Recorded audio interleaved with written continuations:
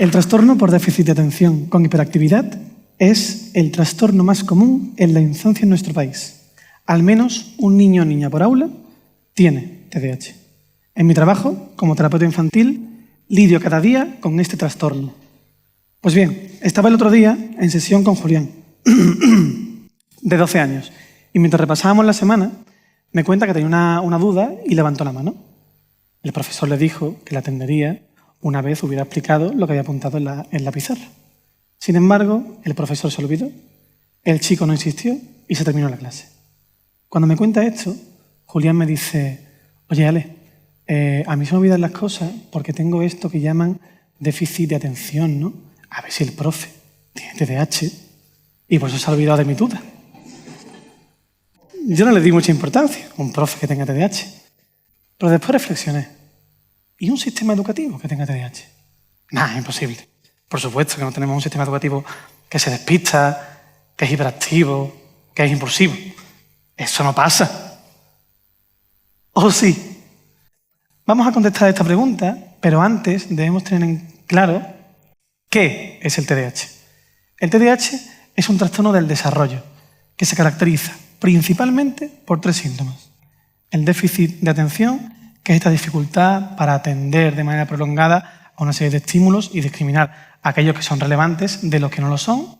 La hiperactividad, que es esta necesidad enorme de movimiento que se expresa, por ejemplo, mediante la incapacidad para permanecer sentado durante un tiempo prolongado. Y la impulsividad, que es esta incapacidad para reflexionar, para esperar turno. En la cabeza de estos chicos y chicas, el semáforo siempre está en verde. Vale, tenemos lo que es el TDAH. Pero, ¿tiene el sistema educativo TDAH? A ver, para responder a esta cuestión, primero deberíamos plantearnos una pregunta. ¿Tiene el sistema educativo déficit de atención? Veréis, en las últimas 2 décadas se han llevado a cabo estudios que demuestran que existe una falta de formación palpable en los docentes en cuanto a trastornos de aprendizaje y otros problemas que afectan al proceso de enseñanza-aprendizaje. Esta falta de formación provoca que existan docentes que no vean, se distraigan, no atiendan, ¿os suena? No sean capaces de percibir a aquellos alumnos con alguna dificultad. Todos estos estudios abordan la problemática desde el estudio del análisis de los conocimientos que estudiantes de primaria, pedagogía o psicología tienen acerca de trastornos como el TDAH, el autismo o la dislexia. Y todos coinciden en una cosa. Hay lagunas importantes en cuanto a la detección de síntomas, la identificación de casos reales y, por supuesto, en la capacidad para intervenir adecuadamente. Este déficit de atención del sistema educativo provoca que haya alumnos que vean mermado su rendimiento al no llevarse a cabo las actuaciones necesarias. Y lo que es más importante, nos impide llevar a cabo el diagnóstico precoz, que es fundamental para evitar la estigmatización, para tener un mejor pronóstico o, por ejemplo, para tener exigencias reales en cuanto a rendimiento. Vale, tenemos el primer síntoma, pero nos quedan 2. Son las escuelas hiperactivas. Vean esta imagen. ¿En qué aula creen que se aprende mejor? A ver, vamos a jugar un juego. Levantad la mano los que penséis que es la de arriba. ¿Vale?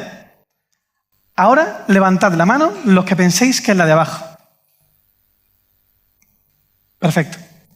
La idea general nos lleva a creer que el aula en la que se aprende mejor es en la de arriba. Una aula llena de estímulos y de imágenes que parecen apoyar el aprendizaje. Sin embargo, las últimas investigaciones nos han demostrado algo completamente diferente. Y es que demasiados estímulos pueden ser contraproducentes para el aprendizaje. Esto sucede porque el cerebro intenta procesar todo lo que le llega de fuera. A mayor cantidad y diversidad de estímulos, mayor es el esfuerzo que debe realizar el cerebro para analizar, seleccionar y organizar los más relevantes. Este sobreesfuerzo que realiza el cerebro afecta a áreas como la atención y la memoria, haciendo que el aprendizaje disminuya. Os voy a poner un ejemplo. Imaginad que estáis en casa intentando estudiar y el vecino de arriba pone la televisión a todo volumen. Imaginad que vosotros sois la atención y la memoria y el vecino de arriba los estímulos. Cuando pasa esto, ¿quién acaba ganando? Exacto, el vecino. Nosotros, incapaces de estudiar, cerramos el libro y nos vamos a ver la tele. La hiperactividad del sistema educativo se basa en la creencia de la sobreestimulación de las aulas, donde los docentes las empapelan cual Capilla Sixtina sin tener en cuenta qué estímulos aportan y no estorban al aprendizaje. Tenemos 2 síntomas, pero nos queda uno, la impulsividad. Veréis, cuando he ido a formaciones o he hablado con docentes u orientadores, siempre me encuentro con que estos se dirigen a sus alumnos en cuanto a sus etiquetas. El liante, el vago, el que va de graciosillo. Y esto, que en principio pudiera parecer una conducta inofensiva, en realidad encierra una conducta impulsiva, porque estas etiquetas no se reflexionan. Simplemente seleccionamos 3 o 4 conductas que se salen fuera de lo común y las utilizamos para definir a una persona. El problema está en que el efecto que tienen estas etiquetas en quien las lleva es devastador, porque lo estigmatizan y, sobre todo, porque afectan a las expectativas que tenemos en cuanto a ese alumno, lo que va a alterar directamente su rendimiento. Esto tiene nombres y apellidos y se llama el efecto Pigmalión. Este efecto nos habla de cómo las expectativas afectan al rendimiento.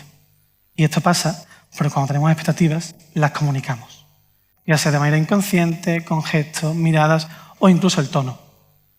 Os voy a poner un ejemplo. Y más, cuando tenemos expectativas positivas, seguramente nos comunicaremos de manera mucho más agradable, con más refuerzo positivo, e incluso iniciaremos algo de contacto físico, lo que aumentará la motivación del alumno y probablemente su rendimiento.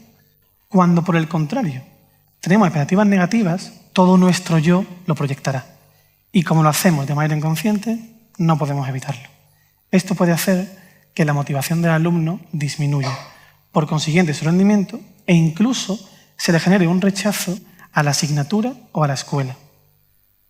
Con respecto al efecto Pigmalión, hubo un experimento muy interesante que se llevó a cabo en los años 60 por los investigadores Rosenthal y Jacobson. Estos administraron una prueba a niños de entre 6 y 11 años de edad y les dijeron a los docentes que aquellos que sacaran una mayor puntuación tendrían un mayor rendimiento al año siguiente.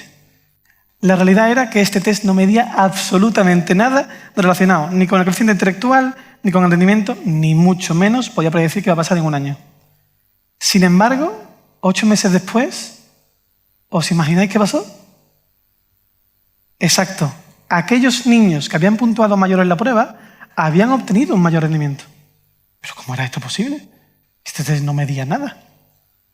Bueno, pues aquí una vez más se demostró la fuerza que tienen las expectativas, la fuerza que tiene el efecto Pigmalión. Vale, tenemos los 3 síntomas del TDAH en el sistema educativo. El déficit de atención, que se expresa mediante esta falta de formación docente.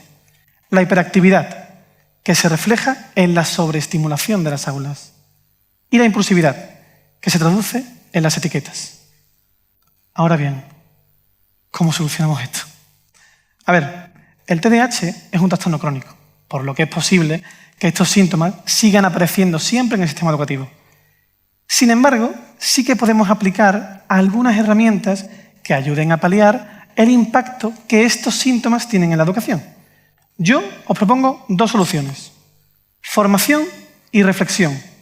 Formación, porque necesitamos a docentes preparados, formados, que sean capaces de detectar los síntomas, de identificar casos reales y que nos permitan llevar a cabo un diagnóstico precoz que prevenga problemas mayores en el futuro. Y reflexión. 1, porque debemos repensar las aulas para que sean estimulantes, sí, pero donde estos estímulos estén bien diseñados y organizados y donde los docentes sepan seleccionar aquellos que son más relevantes y que apoyan y no estorban al aprendizaje. Y 2, porque debemos reflexionar acerca del contexto y la gravedad de las conductas antes de etiquetar. No vaya a ser que pongamos el foco en el lugar equivocado. Necesitamos, por tanto, un sistema educativo formado con aulas que inspiren aprendizaje y, sobre todo, libre de etiquetas.